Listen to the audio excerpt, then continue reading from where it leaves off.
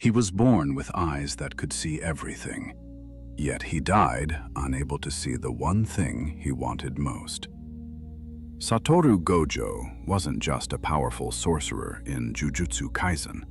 He was a glitch in the universe, so strong that his birth literally shifted the balance of the world.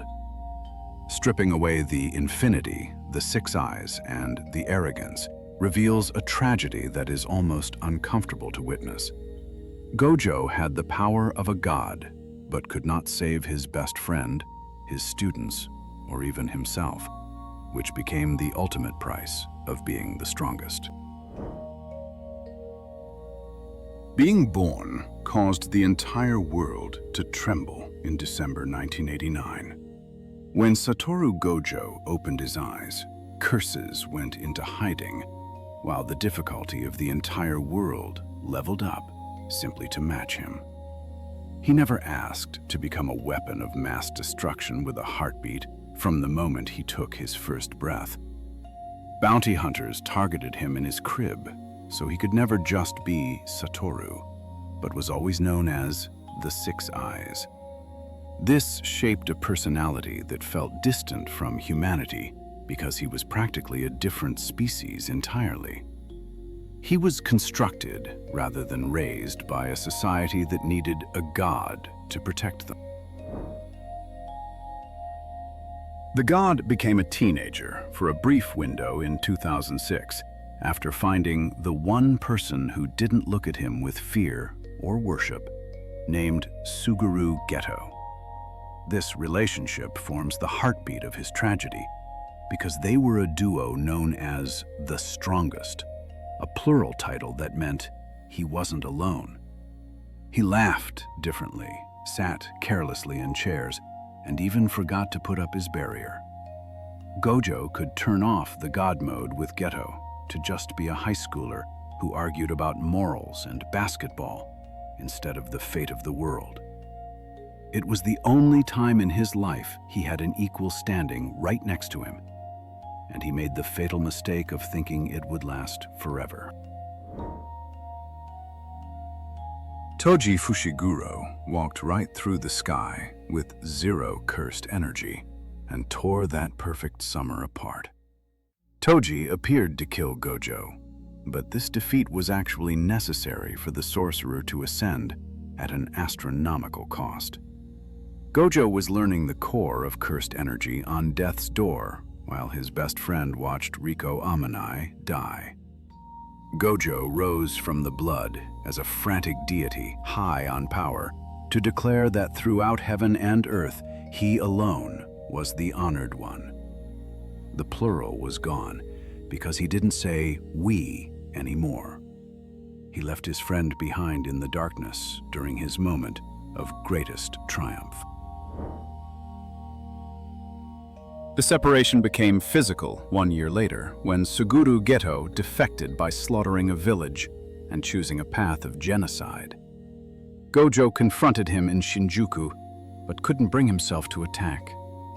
Geto asked the haunting question of whether he was the strongest because he was Gojo Satoru, or if he was Gojo Satoru because he was the strongest.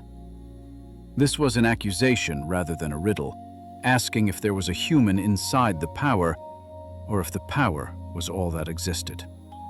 Gojo had no answer, and let his only friend walk away, proving that even with the power to destroy the planet, he couldn't stop one person from leaving him.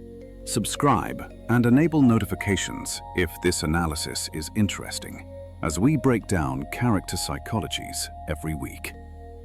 Returning to the tragedy reveals more about Gojo's isolation. Gojo perfected his technique after 2007 by automating his infinity to remain active constantly. The irony of his abilities is that the technique making him invincible literally puts an infinite amount of space between him and everyone else. No one can touch him unless he allows it, meaning physical contact became a choice rather than a given. This physical barrier manifested as an emotional one, where colleagues like Nanami and Shoko could only watch his back instead of walking beside him. He stood uninjured and perfect at the top of the mountain, but the air up there was too thin for anyone else to breathe, as he became a solitary pillar holding up the sky. Realizing his solitude led Gojo to make the radical choice of education because he wanted peers instead of followers. His goal was raising a generation of sorcerers who would be strong enough to stand next to him.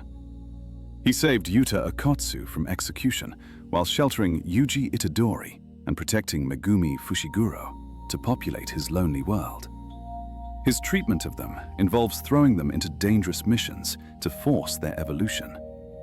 This desperation often looks reckless, but he needed them to hurry up and catch him. He was trying to cure his own loneliness by creating equals rather than just teaching jujutsu. The villains knew they could not kill Gojo with power, so they used his heart during the Shibuya incident. Kenjaku simply showed Gojo the face of his dead best friend, instead of overpowering the Six Eyes. That single second of shock, where 3 years of memories flooded his brain, was the only vulnerability he had. It proves that Satoru was still that high school boy who missed his friend, despite his god-tier status. The prison realm sealed him because he was human rather than weak. The strongest sorcerer alive was defeated by a ghost from his past and locked away, leaving the world to burn without its protector. The check came due immediately after Gojo disappeared, as Japan fell into chaos. This period proved Geto's old question wrong, because Gojo truly was the strongest, and that defined his value to society. His students were slaughtered, maimed, and traumatized without him. Nanami died, while Nobara fell, and Shibuya was flattened. Gojo's existence was the only thing holding back the apocalypse, but this catastrophe also exposed his failure. He hadn't finished raising his allies because they were not ready yet. He had to trust them from inside the box, while the reality outside was a massacre. His dream of a strong generation was being tested by fire that was burning them alive. The manga delivered the long-awaited fight between Gojo and Sukuna when he was finally unsealed in late 2018. This was a conversation between two monsters rather than just a brawl. Gojo did not have to hold back for the first time in over a decade. He could simply exist without worrying about protecting civilians or lowering his output. He fired a 200% hollow purple and repeatedly healed his burned-out brain while smiling. Sukuna was the only other being in history who could understand the view from the top. Gojo felt less lonely in those violent exchanges than he had in years. The climax of the battle remains the most shocking moment for the fan base. Gojo seemed to have won after hitting black flashes, restoring his output, and damaging Sukuna. The narrator even declared his victory before it was suddenly over in a single panel. The world-cutting slash targeted the space he existed in rather than just his body. It bypassed the infinity that had protected him his whole life. There was no fanfare or last words to his students, leaving just a body on the ground. The invincible shield was finally broken by a technique that changed the rules of reality itself, rather than by brute force. Chapter 236 offered a glimpse into the afterlife, portrayed as an airport terminal, where Gojo was just Satoru again, instead of the strongest sorcerer. He met Geto, Nanami, and Haibara, but his controversial words revealed his true character. He talked about Sukuna instead of saving the world, or his regrets about his students. He admitted feeling sorry for his opponent and wasn't sure if he could have won even without Sukuna's 10 shadows. Gojo felt satisfied because his love language was combat, and Sukuna had given him the ride of his life. He had finally found someone who could reach him. Gojo accepted the hard truth in that same airport scene that he was a flower. People admired his beauty and strength while putting him on a pedestal, but they never asked the flower how it felt. No one truly understood him except Geto and Sukuna. His students looked up to him without truly knowing him. The tragedy is that he spent his life protecting people who saw him as a deity rather than a person. He died with no regrets because he wasn't a deity or a teacher for a few moments against Sukuna. He was just a warrior testing his limits, meaning his loneliness was cured by the blade that killed him. Sukuna's final words to Gojo were that he was magnificent and would never be forgotten. This was the highest form of love in the twisted world of curses. Gojo wanted to be understood, and Sukuna understood him perfectly. By dismantling his technique, analyzing his genius, and overcoming him. This was not the happy ending fans wanted, such as him retiring to open a bakery or simply live. However, a monster cannot live among humans. His death was the only way he could return to his humanity. He went south, back to his blue days and his friends, while leaving the title of the strongest behind. One might ask if his life was a failure, considering he failed to save Riko or Geto and lost to Sukuna. However, his students did not break afterwards. Yuji Itadori, Yuta, and Maki stepped up by jumping Sukuna with the ferocity that Gojo had taught them.